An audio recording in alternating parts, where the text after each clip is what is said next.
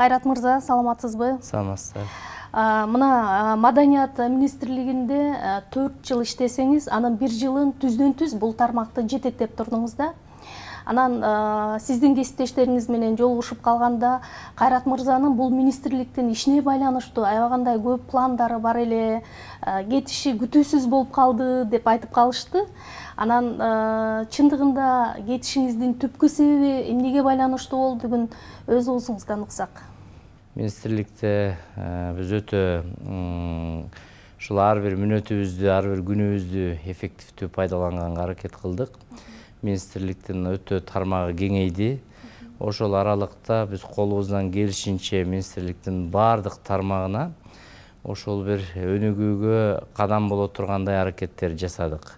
Ошол маданият тармагын алганда эле ошол маданияттын өнүгүү программасын, ошол инсандын руханий адеп аклактык өнүгүүсү боюнча президенттин жарлыгын ишке ашыруу боюнча, концепциясын ишке ашыруу боюнча, ошол концепциясын жаздык атайын жумушчу топ иштеп, мындан сырткары маданият боюнча бир топ ошо эл аралык деңгээлдеги республикалык масштабтагы иш-чаралар, мындайча айтканда маданияттын аброюн көтөрүүгө багытталган иш-чаралар жүрдү.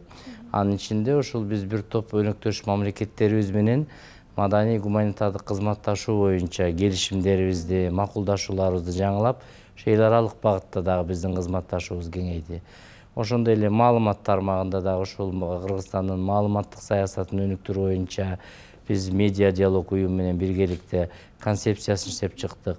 Дине тарбия жана спорт боюнча мыйзамга өзгөртүү киргизилди. Ал дүйнөлүк олимпиадага даярдыктар көрдү. Кыргызстанда 2 ошол чоң деңгээлде дүйнөлүк чемпионат өттү. Андан сырткары мына жаштар боюнча дагы биз ошо жаштар саясаты боюнча концепциясы иштелип, мына Ошто чоң жаштар форумунда өткөрдүк. Мындайча айтканда иш толугу менен эле жүрүп аткан. Ал эми менин кеткени менен өзүм журналистмин, драматургмун, маданияттын өкүлүмүн. Мен 20 жылдан ашуун коомдук телерадио берүү корпорациясында иштедим. Ал жерде мен катардагы кызматкерден башкы директордун орун басарына чейинки жолду басып өткөм. Анан президент менен сүйлөшкөндө ушул коомдук телерадио берүү корпорациясына реформа жасоо керек. Улуттук телерадио берүү корпорациясы кылып, мындайча айтканда Кыргызстандагы эң ири медиа холдинг катарында кайрадан түзүп чыгыш керек. Анан ошол тармакты билесиң, иштеп кеткенсиң деген тапшырма болду. Анан кызмат өзү ошондой экен да. Кайсыл жерди ишенип берсе, ошол жерди барып аркалаганга туура келет. Ошон үчүн ошол тапшырма менен азыр КТРКда иштеп атам. Кайрат мырза, анан ушул маданият министри катары баягы 1 жылга чукул убакыт ичинде анализ кылдыңыз да, кетип атып эмнени жасадым, эмнеге үлгүрбөй калдым деген сыяктуучу. Кайсы жумуштарды мындай өзгөчө көңүлүңүз толуп, ыраазы болуп эстейсиз азыр? Эмнени жасап үлгүрдүңүз? Эми чын айтканда жасайын деген ойлорум көп болчу. Максатым да көп эле. Мен чын айтканда маданият министрлигине баратканда бул министрликтин атуулук супарасы курук болуп атпайбы? Бюджети аз. Бюджети аз. Маданиятте улуттун жүз катары көрүнгөнү менен маселе аябай көп, проблемага ушунчалык белчесинен батып калган, кайсыл тармакты, кайсыл райондогу маданият үйлөрүн кыдырбайлы, имараттардын эскилиги жеткен, оңдоп түздөөгө муктаж, адистер тартыш дегендей маселе көп да. Мен ошонун баарын КТРКда баягы ошол тармак чагылдырып жүргөндөн кийин билчүмүн. Анан баягы ар бирибиз маданият ишмери болгондон кийин, мына мен өзүм театр адиси болгондон кийин кабатырланасың да, ушу маданиятыбыз өссө, өнүксө, анан айрым ушундай бир иш-чаралардын начар өткөнүн көргөндө, айрым бир маданият тармагынын өспөй атканын көргөндө ар бир маданият ишмери ойлонот, ошого кабатырланат. Мен да ошондой ойлончумун. Ушул тармак өссө болот эле, ушул тармак моундай болсо болот эле депчи. Жакшы нерсе болсо кубанасың. Анан ошондой баягы ичиң чыкпаган нерселер көбөйүп отурса, ошол тармакка барып салым кошкуң келет да. Мен чын айтканда маданият ишмери болгондон кийин, эртең ал кызматтан кеткенден кийин ушул маданият ишмерлеринин арасында калам да. Анан баланча иштеп турган кезде моундай талкаланган, төлөнч иштеп турган кезде моундай өсүш болбогон деген сөз чын айтканда бизге катуу тиет да. Мен барганымдын себеби ошол маданиятка кичине пайдабыз тийип калсын. Ошол тармакты түшүнгөн, билген, тааныган киши катарында салымыбыз тийсин деп баргам. Эгер жеке кызыкчылыгымды ойлосом, жеке чыгармачылыгымды ойлосом, материалдык өзүмдүн жеке шартымды ойлосом, анда барбайт элем да. Мисалы үчүн мен министр кезимде 23 000 сом айлык, орун басар кезимде 23 000 сом айлык, ошондой айлык менен азыр шаарда жашап, үй бүлөнү багыш деле азыр кыйын болуп баратпайбы. Министрдин айлыгы 30 000 сом мисалы да. Анан бирок ошондой нерсеге баратканыбыз биз кызмат үчүн эмес, эмгек акы үчүн эмес, кадыр барк үчүн эмес, ошол тармакка салым кошуш үчүн мен барганмын, макул болуп барганмын. Барганда чын айтканда мен баш оту менен киришип иштедим, себеби ошол тармактын баарын тааныйм, билем. Ашканасын жакшы билесиз. Ашканасын билем, анан ошолордун баарын уюштурганга көз карашым жетет дегендей. Ошол тармактагы адамдар менен мен сүйүнгөнүм тил табышып иштештим. Бир дагы ошол маданият ишпери менен мындай каршылашып, көз карашыбыз туура эмес келишип, мындай карама каршы болгон учур болгон жок. Мени ошол тармактын адистери мени да туура түшүндү, мен да алардын оюн түшүнүп, көптөгөн мисалы үчүн бир эл аралык деңгээлдеги иш-чараларды биз Кыргызстанда уят болбогондой, аброюн көтөргөндөй алып чыктык. Мисалы мен орун басар кезимде келип эле ушул Шанхай кызматташтык уюмунун саммити болуп, 12 президент катышкан концертти дайындадык. Бул өтө чоң жоопкерчилик болчу, Кыргызстандын аброю болчу. Ошону баш оту менен киришип чыгармачылык топту жетектедим. Анан Москвага дагы биз Эр Шаркак жылынын ачылышына бардык, Кремльге концерт бердик. Аны даярдап барганга дагы ошо чыгармачылык жамааттын башында туруп бир команда болуп иштедик. Ош шаарын түрк дүйнөсүнүн маданият борбору кылып, жалпы түрк элдеринин арасында ушул Ошто бир топ маданий иш-чараларды, фестивалдарды, конкурстарды, ачылыш жабылыш салтанаттарын өткөрдүк. Ошондо бир баа эсимде Дүйсен Курабаевич Касейинов, бул дагы убагында министр болгон, көптөгөн эл аралык иш-чараларды уюштуруп жүргөн киши айтты: "Силер Түрксойдун мындайча айтканда беделин көтөрүп койдуңар. Буга чейин бир да мамлекетте ачылыш салтанат мындай өткөн эмес. Силер деңгээлдүү да көтөрүп койдуңар. Эми калган мамлекеттер кантет" деген оюн айткан учурлар болду да. Ошон үчүн биз ошого аракет кылдык, Кыргызстандын аброюн көтөргөнгө, ошондой нерселерди жумшаганга.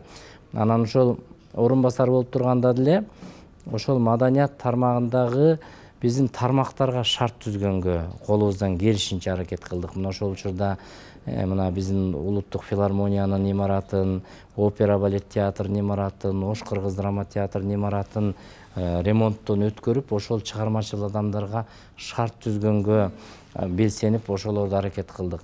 Андан сырткары биз маданияттын өнүгүү турган багыттарын таптык. Эми маданиятты биз 30 жылдан бери баягы материалдык кызыкчылык алдыга кетип, өлкөнү кантип багабыз, үй бүлөмдү кантип багабыз деп жаткан учурда маданият каралбай калды да таптакыр. Анан мындай бир белчесине батып калган нерсени 1-2 күндө эле же 1-2 жылда эле оңдоо мүмкүн эмес. Анын үстүндө бул маданияттын өзүнүн табияты ошондой. Комузду деле бир күндө үйрөнбөйсүң да, бир канча жылдап. Скрипканы, жанагы биздин классикалык инструментти 10 жылдап Абдыраевде окуп, анан 6 жыл консерваторияда окуп, анан аспирантурада окуп, бир 19 жыл билим алып, анан ошол аспапты мындай бир ийнине жеткире черткенге үйрөнөт. А дирижер болуш үчүн бала кезден өстүрбөсөк, 1 жылда 2 жылда дирижер тарбиялай албайт экенбиз. Биздеги кризис ушул экен да. Мисалы үчүн азыркы күндө бизде классикалык искусстводон мына ушул балет искусствосу, опера искусствосу, биздин ушундай улуттук классикалык, музыкалык, аспапчылык өнөрдө аксап атабыз. Мисалы үчүн ошол тармакты окуткан педагогдордун жаштары улгайып бараткандыгы, көбүнүн кетип аткандыгы, көбүнүн дүйнөдөн өтүп аткандыгы өкүндүрөт. Мен ошол тармакка жаш адистерди тарбиялоого көңүл бөлөлүп, ошого көңүл бөлдүм. Андан сырткары мына ушул биздин оркестрлерибизде ойной турган музыканттарыбыздын жок болуп кетип аткандыгы, ушул чет өлкөгө кетип калып аткандыгы, ушул тармак боюнча биз өзүбүздүн пландарыбыз бар эле ушул оркестрлерге кошумча стипендия берүү, кошумча каражат берүү. Бул жагынан биз балеттин дагы артисттердин бир тобунун кетип атканын көрүп, 2019-жылы балетте иштеген артисттерге президенттин стипендиясын бердик экенбиз. Ушул мотивация болсун депчи. Анан ошондой ойлорубуз бар эле. 2020-жылы бизде тилекке каршы көп ойлорубузду пандемия тушады. Бюджет кыскарды, каржылоо токтоду, элдердин көпчүлүгү онлайн режимине өттү. Бирок ошол учурда дагы биз онлайнда элдер театрга баргандан, опера көргөндөн, балет көргөндөн, спектакль көргөндөн алыстабасын деп ошол тармакка биз колубуздан келишинче онлайн режимде элди тейлегенге, анан маалымат каражаттары аркылуу, телекөрсөтүүлөр аркылуу тейлегенге аракет кылдык.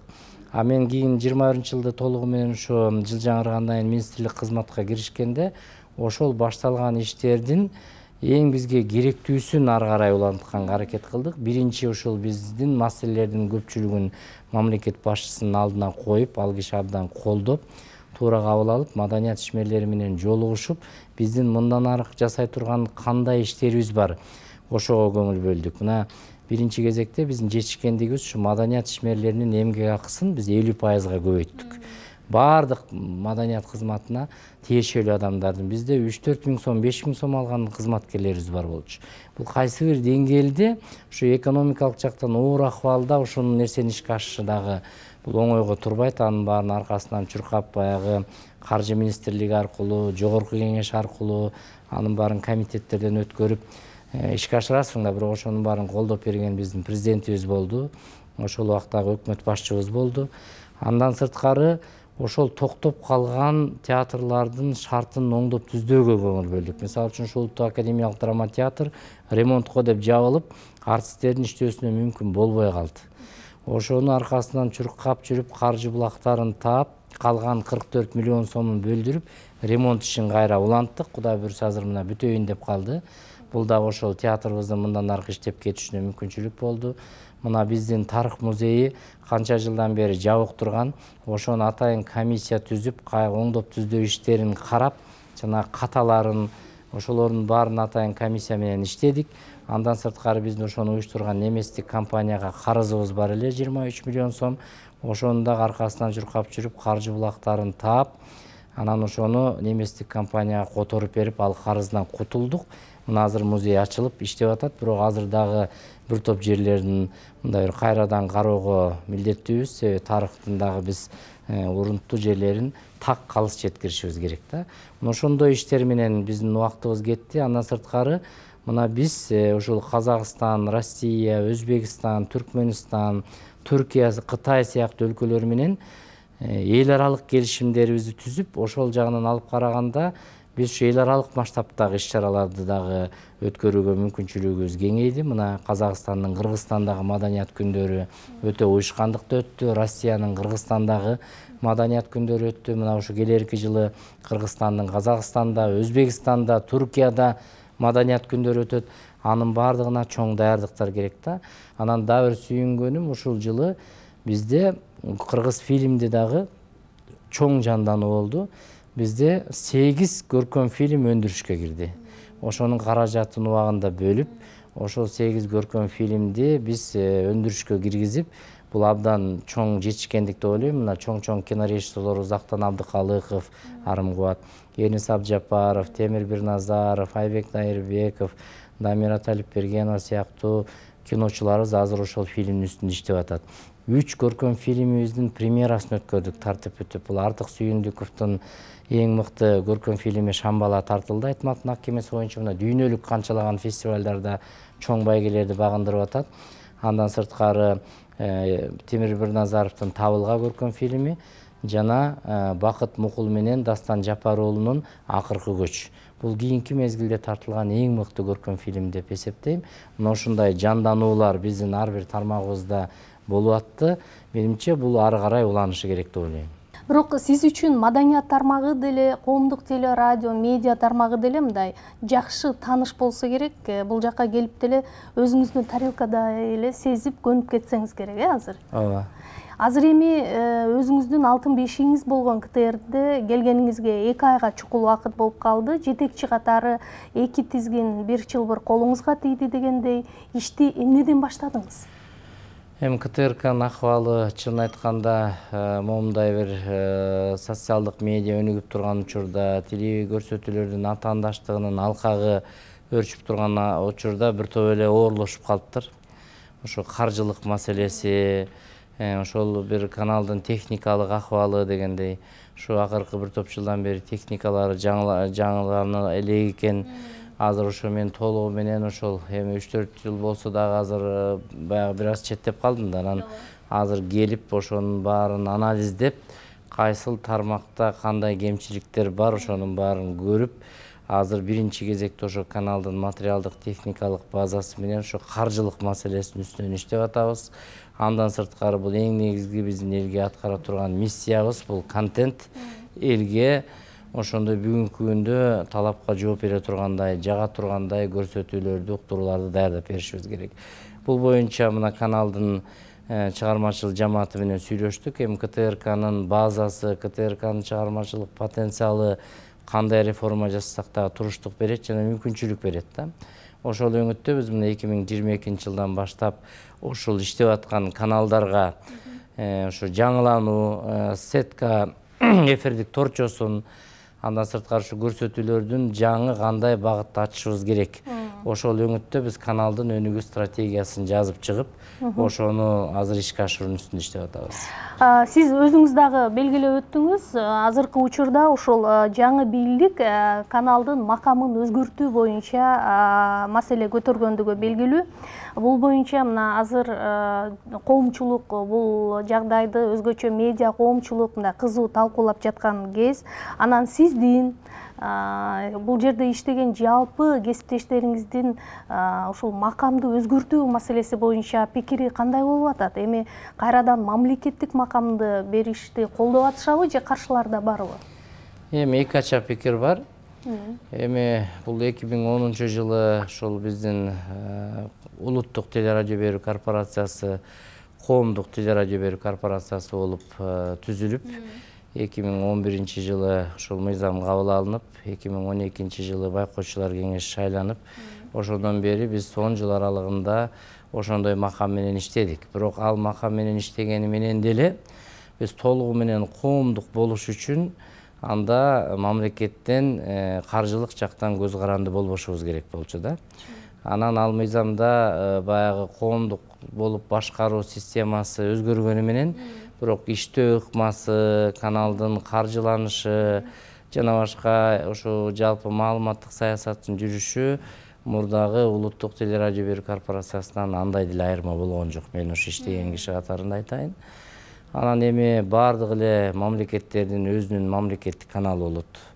Эгемендүү, суверендүү мамлекеттердин баарында, коңшулаш өлкөлөрдүн баарында, чет өлкөлөрдө деле ошондой көз каран биздин өзүнүн каналы болгондон кийин бул Кыргызстандын негизги медиа булагы, негизги каналы, биздин журналистиканын көч башы. Демек бул коомдукту улуттук деп атап койгон менен деле мындай бир эч кандай эле зыянга кетпейт деп ойлойм. Эми албетте баягы биз сөз эркиндигин сыйлаган өлкөбүз, андай нерсенин баардыгы сакталат.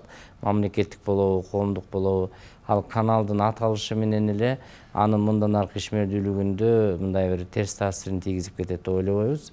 Биз коомдук кезибизде эле ошондой мамлекеттин саясатын жүргүзгөнбүз, улутка кызмат кылганбыз, коомго кызмат кылганбыз, азыр деле ошол ишмердүүлүк уланат. Азыр эми албетте коомдук канал катары мында эч нерсе өзгөргөн жок деген ойду өзүңүз карманып айтып жатасыз. Бирок медиа коомчулук чындыгында эле ошол коомдук телерадио компаниянын мындай макамын өзгөртүшүнө кескин каршы пикирин айтып жатышат. Анан сиздин пикирде негизи алтын ортолукту табыш мындай мүмкүнбү азыркы шартта? Ошол сын пикирлерди эске алуу менен. Биз ошон үчүн улуттук деп алдык. Себеби дегенде көпчүлүк өлкөлөрдө мамлекеттик, мына Россияда мамлекеттик, Казакстанда мамлекеттик деген сыяктуу. Биз ошон үчүн баягы улут дегендин өзү деле коом да. Ошон үчүн биз Кыргыз мамлекеттик телерадио комитети эмес, Кыргыз улуттук телерадио берүү корпорациясы болуп түзүлдүк. Менимче ушул ортосу деп ойлойм. Биз ошондо акылдашып отуруп улуттук деген статус алдык. Эми коом деген улут менимче андан ошол айырма деле болбойт. Анан эми жанагы айрым ошондой бир эл аралык уюмдар мындай бир тынчсыздандыруусун билдирип атат. Бирок бул деле менимче биздин өнүгүшүбүзгө, ошол коомго кызмат кылышына бул статус менимче өтө деле чоң зыянын келтирбейт.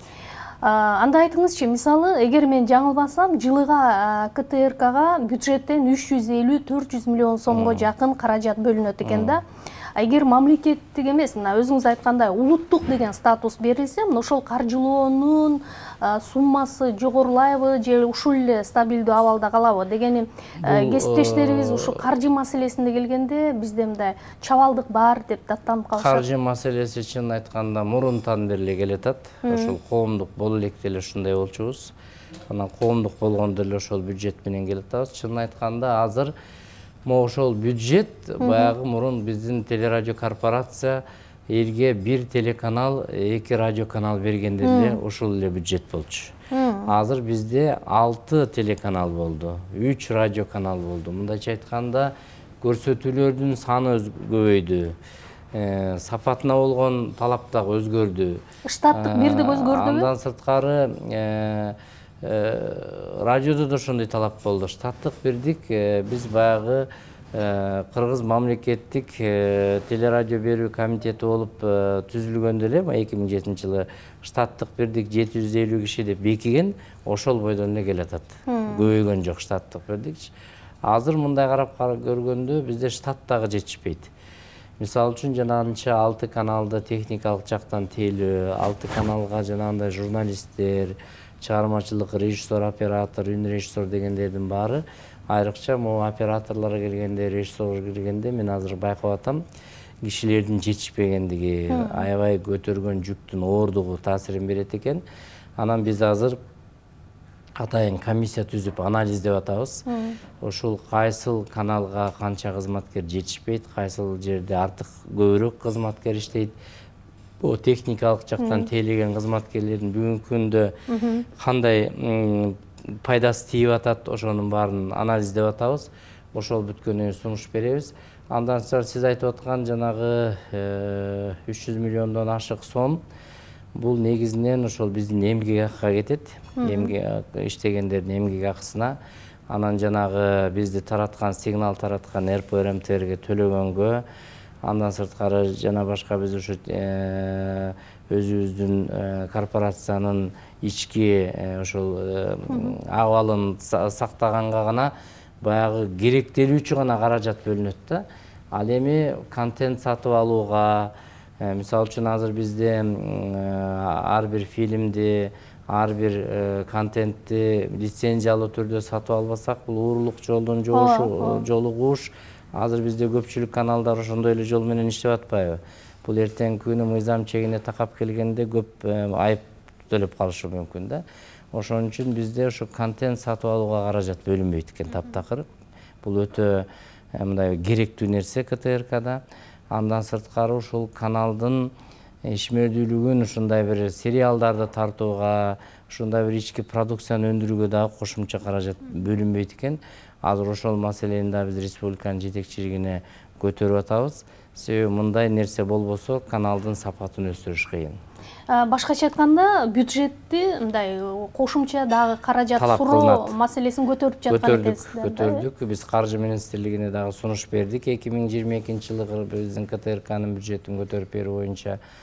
Бул кээ бирөө ойлойт да, КТРКда ошондой каражат болсо эле аябагандай көп каражат алышат, көп киши иштешет деп. Экинчи жагында ойлош керек. КТРКдагыдай эфирде жанагынча бизде 80-90% өзүбүздүн жеке продукциябыз. Көпчүлүк каналдарда жаңылыктар кызматы менен гана чектелет, таңкы көңүл ачуу менен чектелет. Калган нерсенин баардыгы жанагындай коюлган интернеттен көчүрүп алган нерселерге, жанагындай көркөм фильмдерге жумшалып атпайбы? Кээ бирөө балким баягы лицензиясын сатып алар. А бирок бизде негизинен момундай көркөм публицистикалык жанр, адабий драмалык жанр, музыкалык жанр, мисалы үчүн 6 каналдын 6 багыты бар. Ошо биринчи каналдан тартып, мына Ала Тоо 24 саат бою жаңылыктар менен камсыз кылуу, маданият, тарых, тил, баластан, спорт, ошол контенттердин баарын карап көргөндө ошончо каражат чындап келгенде аз.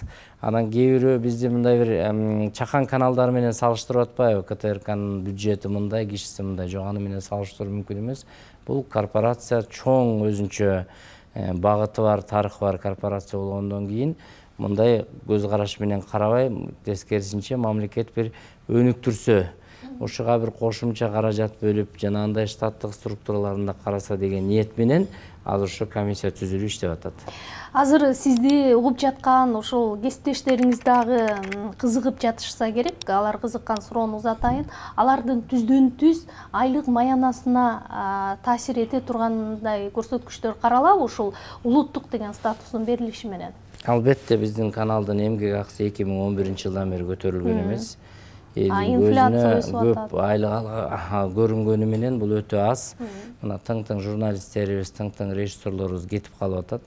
Анын ичинде мисалы үчүн журналисттерибиз мындай бир түзүгүрөөк айлык алганы менен ошону техникалык жактан тейлеген, күндүр түндүр өмүрүн бизде деген билесиңер, дем алыш деген болбойт, майрам деген болбойт, ошол жерде жүрөт. Ошол жердин ичинен эң төмөнкү айлык алган кызматкерлерибиз бар. Мен ушу келгенде коллектив менен жолукканда эң биринчи коллективдин койгон талабы дагы, суроосу дагы ушул болду да.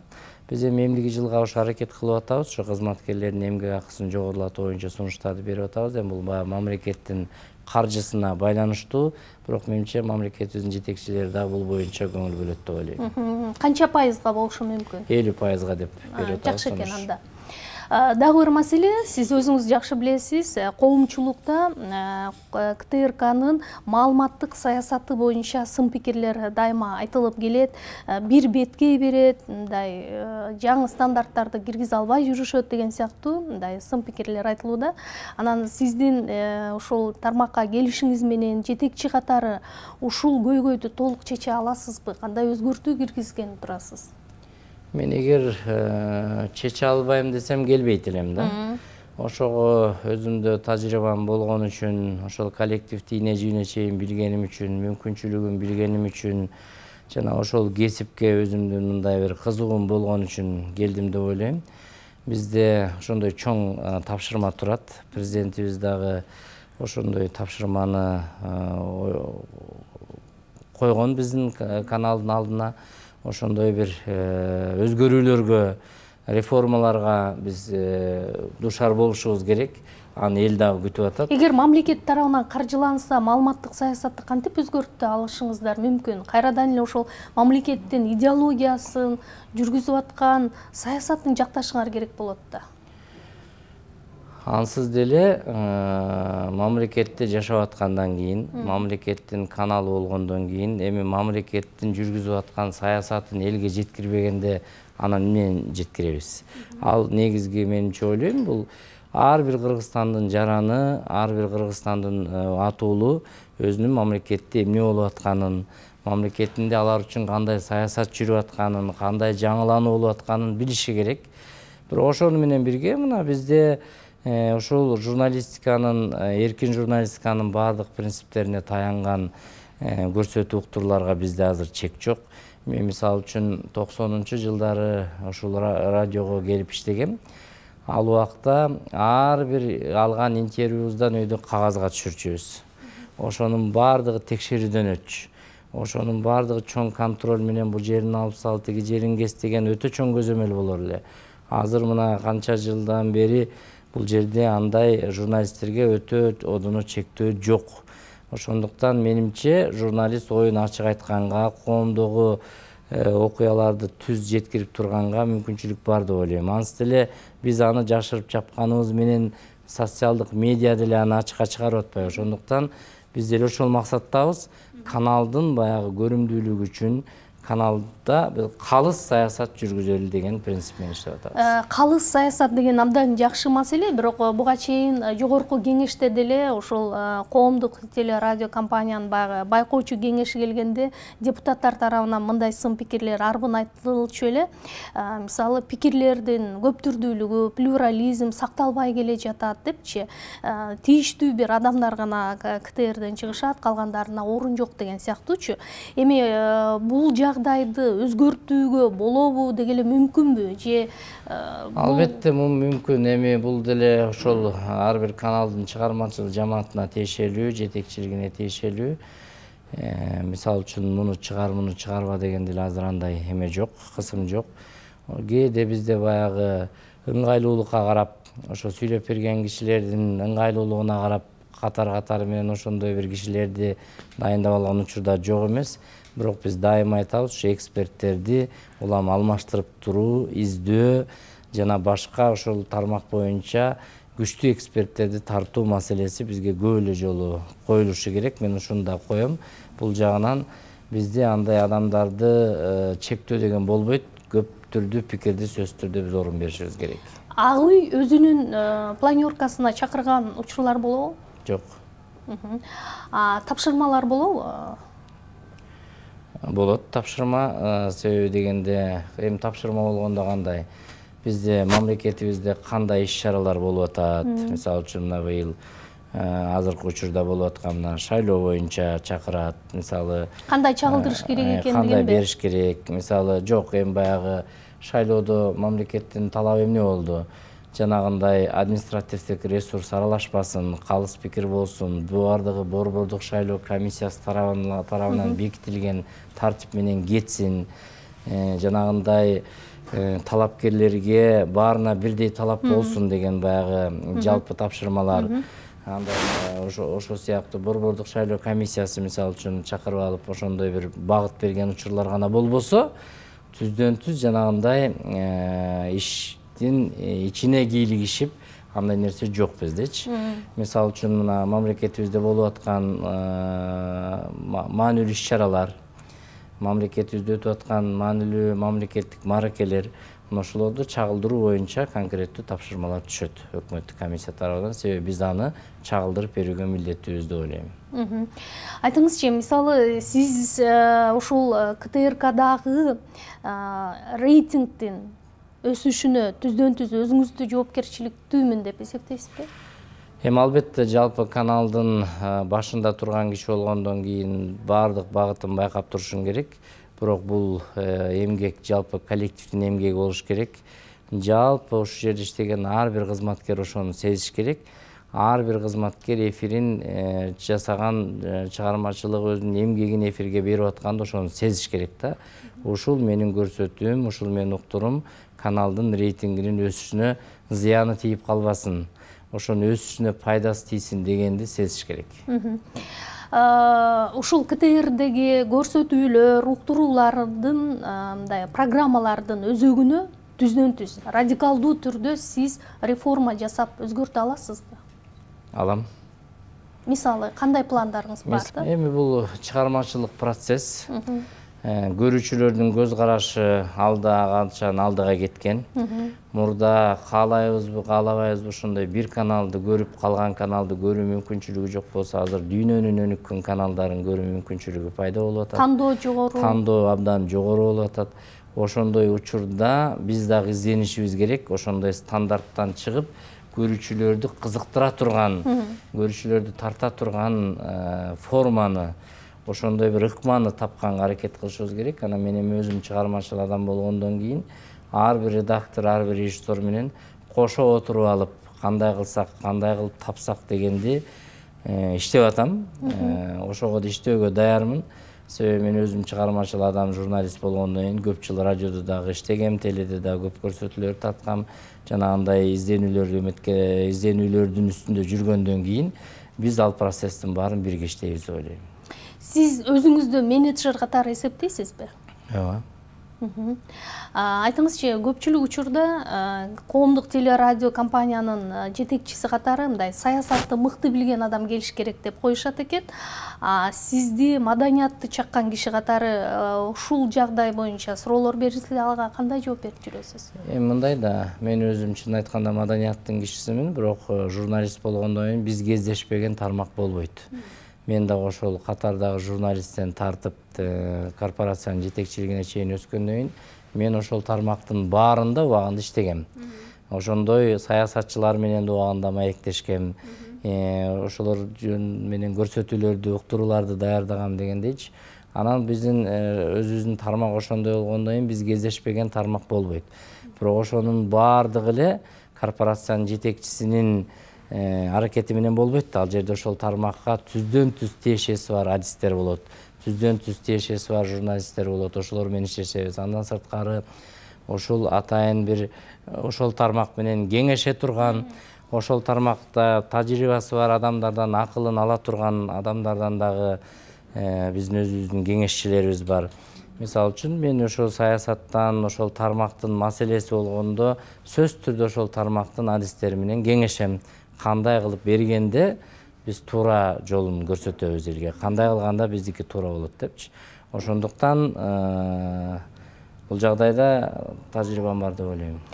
Азыр социалдык түйүнгө коомдун активдүүлүгү аябагандай өстү. Кээде телевидениянын ролу келечекте канчалык болот, болбойт деген маселе дагы курч талашты жаратып жатат. Ушул шартта КТРдин өзүнүн СММ стратегиясы барбы? Деги эле анын бүгүн сиздерге зарылчылыгы бар деп эсептейсизби? Ооба.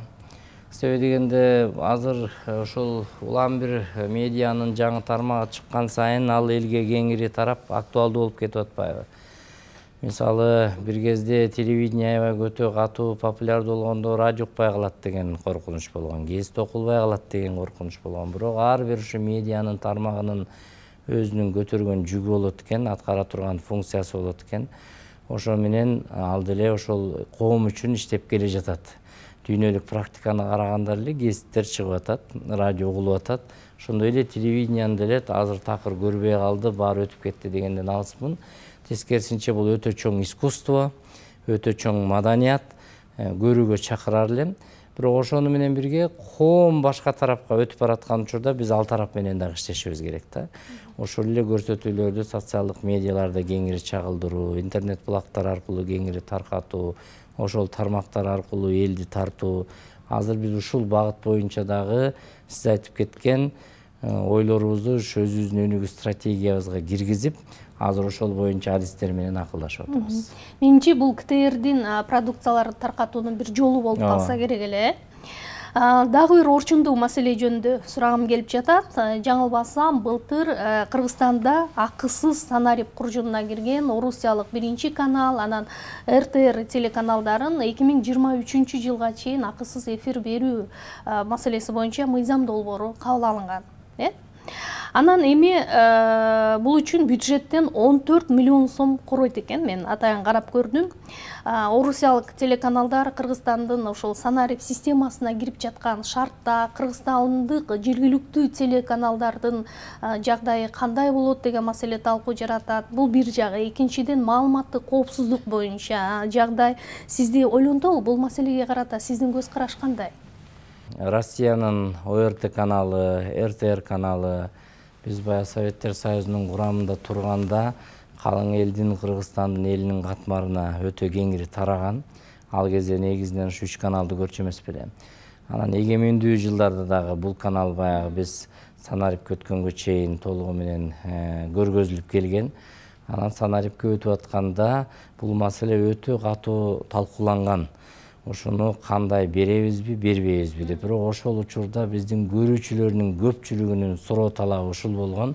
Бул каналдардан биздин өтө көп көргөн көрсөтүүлөрүбүз бар. Бул биз үчүн керек. Айрыкча мондай таанып билүүчүлүк жагында, маданий агартуучулук жагында, дүйнө тааным жагында, анан дүйнөлүк жаңылыктарды угуу жагында бул биз үчүн керек деген ошол учурда көрүүчүлөрдүн талабы менен санарипке өткөн учурда мен ал убакта КТРКнын жетекчилигинде эмес болчумун, радио тармагында орун басар элем, бирок мен ошол процессти угуп көрүп билгем.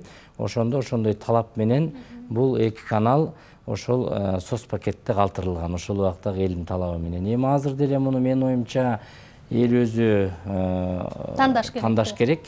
Эгерде эл көрүп, элге керек болуп атса, элдин чечимине коюш керек деп ойлойм. Же болбосо Кыргызстан эмес, Кыргызстандын бюджетине каражат кетирбей, алар бизге бюджетке төлөй тургандай системаны киргизсе болобу? Азыр эми бул боюнча биз сүйлөшүүлөрдү жүргүзүп атабыз. Бул ошол бюджеттен эмес, КТРКнын эсебинен төлөнсүн деген, баягы рекламалардын эсебинен төлөнсүн деген сунуштар болгон экен. Азыр биз ошонун маселелерин баарын изилдеп атабыз. Рекламадан канча каражат түшөт? КТР аны көтөрө алабы? Ошону көтөрүшү кыйын болуп атат жылдан жылга. Убагында көтөрчү. Ал кезде рекламадан аябай жакшы каражат түшчү. Азыр маселе оорлоп баратат да. Ошол РПО РМТРге КТРКнын карызы аябай көбөйүп баратат. Акыркы жылдары төлөй албай. Азыр ошол маселени мындан ары кандай кылабыз, кандай өңөттөө жолдорун чечебиз деген маселелерди кеңешип талкуулап атабыз. Биринчи каналдын жарнамалык системасындагы тапкан кирешеси кандай болуп атат, эгер сыр болбосо? Азыркы учурда эми жашыруун деле эмес, кыйындап баратат. Жылыга канча киришет? Мына азыр так айтпай турайын. Азыр чынын айтканда мурдага караганда бир топ артка кеткен. Канча пайызга? Бир топ эле пайызга. 50% мүмкүн. Абдан эле артка кеткен, бирок азыр биз ошонун чыгуунун жолдорун карап атабыз. Жана сиз айткандай каналдардын көптүгү, анан социалдык медиада ошондой бир блогерлердин ошол бүгүнкү күндө өтө актуалдуу болуп реклама берүүчүлөрдүн ошол тарапка ооп бараткандыгы буга себеп экен. Бирок ошол биз кризистен чыгуунун, каналга каражат табуунун жолдорун издешибиз керек. Жөн отуруп калбашыбыз керек да. Негизи кантип тартса болот деп ойлойсуз? Мисалы, жетекчи катары сиздин кандай стратегияңыз бар ушул жарнаманы тартуу боюнчачы? Биринчиден каналдын көрүмдүүлүгүн күчөтүш керек. Экинчиден ошол реклама берүүчүлөргө көрө турган көрсөтүүлөрдүн санын, сапатын жогорулатып, мисалы үчүн дүйнөлүк чемпионат бергенде, жаңы жылдык көрсөтүүлөр бергенде реклама берүүчүлөр өзү эле көбөйөт экен. Ошондой эл көрүп аткан, мисалы үчүн сериалдардын ичине көбөйөт экен. Ошондой кызыктуу сериалдарды эл көрө турган, ошондой кызыктуу эл көрө турган көрсөтүүлөрдү тапсак, анын ичине реклама берүүчүлөр көбөйөт. Анан кийин дагы рекламадан иштеген адамдар эмгек акы менен эле отуруп, баягы кошумча акы, сыйакы дегендердин баары мыйзам чегинде чектелип калган экен. Ошо менен баягы реклама издеген агенттердин да кызыкчылыгы өтө төмөндөп кеткен экен. Азыр ошонун да жолдорун карап атабыз. Жеке өзүңүз КТРдин кайсы көрсөтүүлөрүн, уктурууларын калтырбай көрөсүз, чынын айтсаңыз? Эми баардыгына убакыт таппайсыз. Азыр чынын айтканда мен өзүм азыр баарын көрүп атам. Себеби көрүшүм керек болуп атат.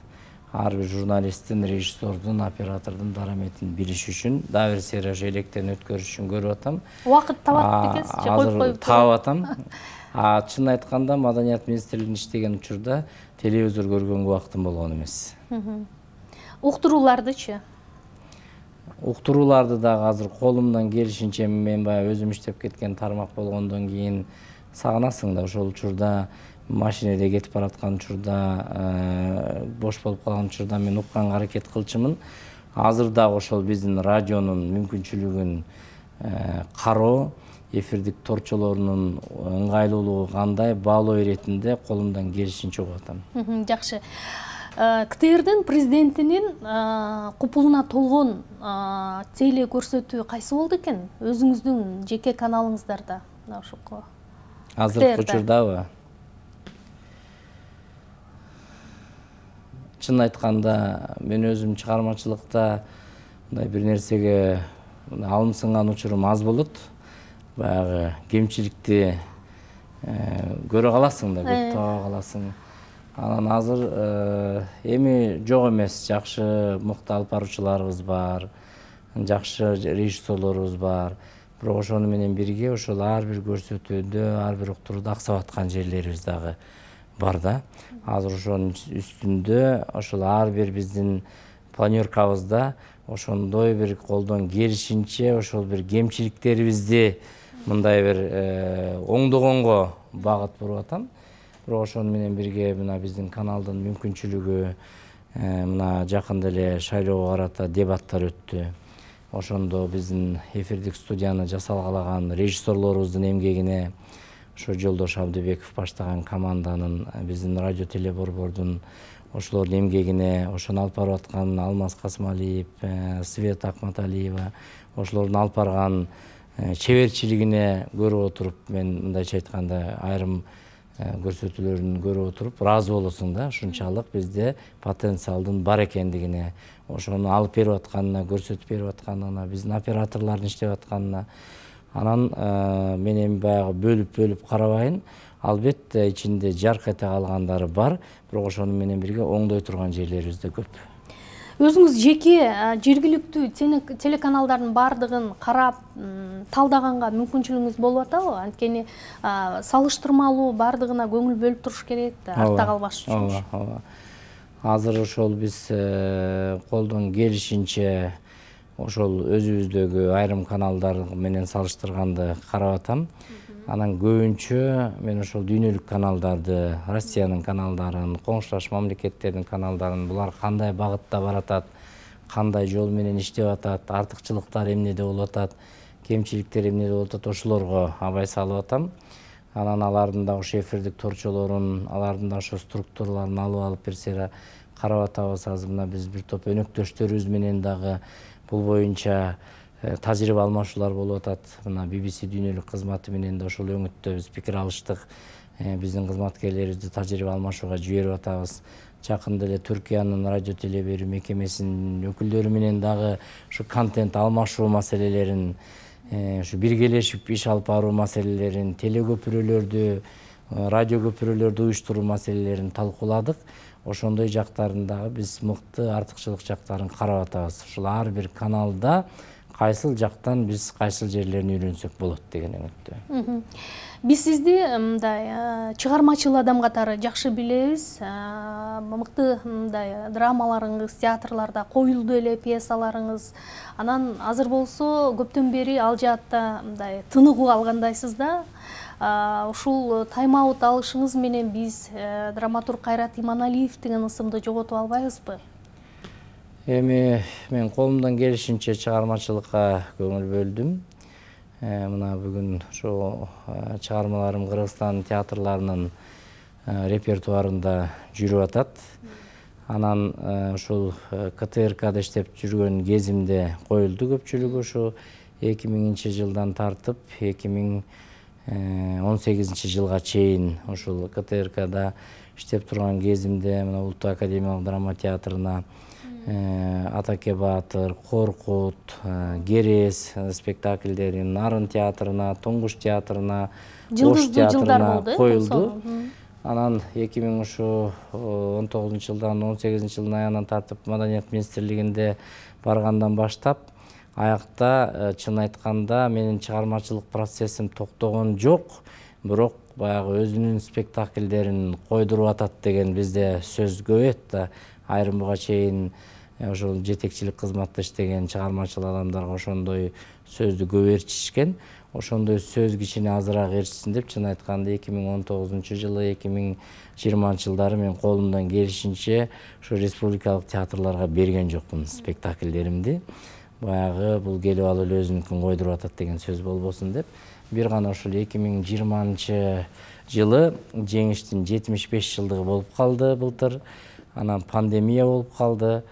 Анан ошондо театрларыбызда карап отурсак көбүнчө масса аткара турган спектакльдер экен. Пандемиянын шартында аларды онлайн көрсөткөнгө дагы кыйын болот экен. Анан бизде ушундай бир камералык театр кичине аздык кылып, айрыкча моноспектакльдер жок койсо экен да. Бирин экин гана ушул актер актрисалардын ойногону болбосо, негизинен ошо жок экен. Анан ошондо бир ой пайда болуп, бир моноспектакль жазайын деп, былтыр ошо пандемияда кичине баягы кирген чыккан эл азайды да, баягы кабыл алуулар азайды. Театрларыбыздын баары жабылып, онлайн режимге өттүк. Ошондо бир убакыт боло калганда былтыр Үмүт деген пьеса жаздым. Ал пьесам жылдын мыкты спектакли деп бир топ эл аралык конкурстарда сыйлык алып жүрөт. Анткени аны Кыргыз Республикасынын эл артисти Назира Мамбетова өтө жогорку деңгээлде аткарды. Жакында эле Казакстанга барып аябай жакшы ийгиликтер менен келди. Былтыр ошондой пьеса жаздым. Азыр дагы мен бир 3-4 пьесанын үстүндө иштеп атам. Баягы оюмда жүргөн, баягы жазып токтоп калган. Бул быйыл эле эмес, бир 5-6 жылдан бери келаткан драмаларым эле. Азыр ошону дагы ишемби жекшемби күндөрү мындай бир убакыт боло калганда карап атам. Ошого көңүл бөлгөнгө. Бул чыгармачылык деген бул ал адамдын эркине койбойт. Ал адамды анын үстүндө иштебесең оорутат, анан талап кылат да, бук болосуң. Ошол нерсе сыртка чыкканда эс аласың да. Анан бул эгерде ал процесс токтоп калса, өзүңдүн көрөнгөң түгөнгөн болуп эсептелет да. А жан дүйнөңдө турган нерсе ал баары бир кайсы бир учур болбосун атылып чыгышы керек да. Түн ичинде болобу, таңга жуук болобу, ал баары бир нерсе чыгышы керек. А бирок азыр биз момундай бир өнүккөн, темп ушунчалык тез жүргөн доодо жашап атабыз. Биз аны эртең-бүрсү күнү жазабыз дегенге үлгүрбөй калышыбыз да мүмкүн. Ошон үчүн колдон келишинче убакыт табышыбыз керек. Баягы илгеркиде үйдө отуруп алып чыгарма жазам, мени Союз багат деген учур өтүп кетти. Чыгармаларыңа гонорар алып, андан пайда таба турган учур жок азыр. Тескерисинче өзүң каражат сурап чуркайсың. Анан баягы жан дүйнөңдө чыгармачыл нерсе болгондон кийин, өзүң ошол тармакта талантың болгондон кийин бул нерсе адам канча жыл жашаса өзү менен кошо жүрөт деп ойлойм. Сизде Маданият министрлигинен кетип жатып, Түрксой уюмунун жетекчиси болот деген дагы пикирлер айтылып кетти эле. Азыркыга чейин ушулой жүрүп жатат. Анан маалыматыңыз барбы бул боюнча? Ал боюнча сунуштар болгон, чын. Баш тарттыңызбы? Сунуштар болгон. Анан эми мындай да тиги кызмат сунушталып калды. Анан эми улам бир жерде тийип качып эле ыңгайлуулукту кызмат үчүн кете берсек, элдин ишениминен айрылып калуу коркунучу бар. Анан ушундай бир корпорациянын өнүгүү жолуна келгенден кийин, момундай тапшырма берилгенден кийин, алдыбызда чоң милдет тургандан кийин аны таштай качып башка жака кете калганды дагы өзүм көп туура көргөн жокмун. Анан андай Түрксой дагы биздин жалпы түрк дүйнөсүнүн маданиятына чоң орду бар уюм. Бирок ушул мезгилде Кыргызстанда кыла турган кызматыбыз көбүрөөк экен. Ошон үчүн бул жерде иштеп туралы дедим. Маданият министрлигиндеги жакшы жасап аткан жумуштарыңызга бүгүн министрге жаңы жаш жигит келди кызматка. Мындай жардам берип кол сунууга даярсызбы, эгер ал сизден кеңеш сураса? Даярмын. Ал ишиңизди улантууга даярбы? Мындай да биз экөөбүз чогуу иштегенбиз. Анткени бардык жумушта мындай преемственность деп коет, ошол нерсе болбосо иш жылбайт да. Биз 2 жыл чогуу иштедик Азамат Жаманкулов менен. Ал министр болуп келгенде ушу мени орун басар кылып алып келишкен. Ушул маданият тармагында билген адис катары чогуу иштешкиле эле деп. Анткени Азамат Капарович өзү туризм тармагынын өкүлү. Бирок биз 2 жыл аябай жакшы иштедик. 2 жыл эри шаркак иштедик. Көптөгөн дүйнөлүк деңгээлдеги иш-чараларды уюштурдук. Өз деле интервьюсунда айтып жүрөт, ошондой иш-чараларыбыздын көбүндө мен менен ушул бирге иш алып баргандыгын. Ал убакта мен ушул маданият тармагында министрликтин аброюна бир сөз тийбегенге, министрге сөз тийбегенге аракет кылып, биз колдон буттан алып, ушул жасалып аткан иштердин бир тобун бирге жасаганбыз.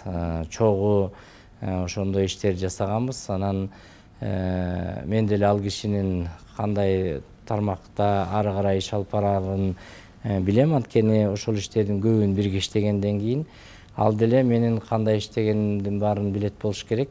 Себеби бул маданиятта ошол өнүгүү ары карай уланып отуруш керек, токтоп калбаш керек. Сизди мындай жакшы билгендер Кайрат мырза абдан жумшак дейт экен да, мүнөзү жумшак депчи. Анан жетекчи катары бул мүнөз, бул сапат мындай кандай таасир этет болду экен? Азыр биз мен иштеген тармак бул чыгармачылык тармакта. Мен өзүм башка тармакка, өзүмдүн колуман келбеген тармакка умтулбайм.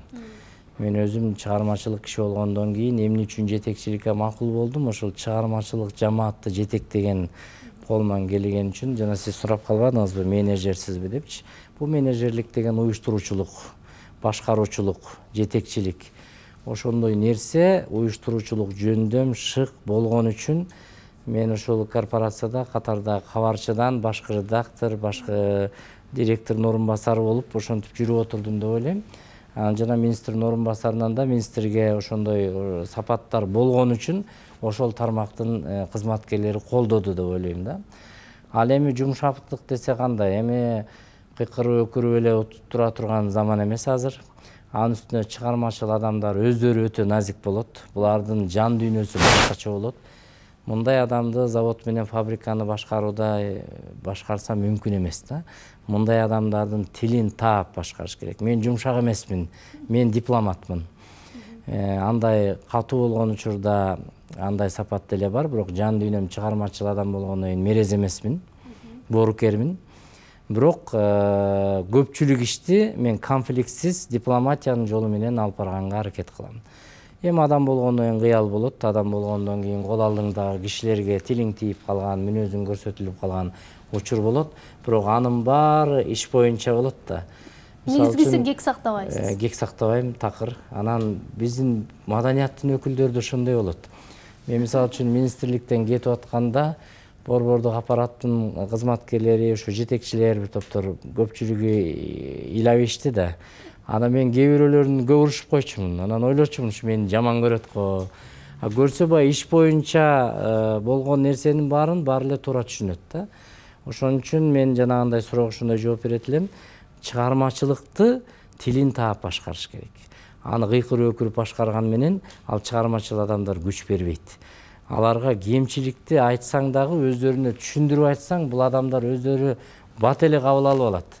Мындай бир анын шагын сындырып, кагып, силкип айтсаң, булар жок болуп кетет. Булар стресске дуушар болот да.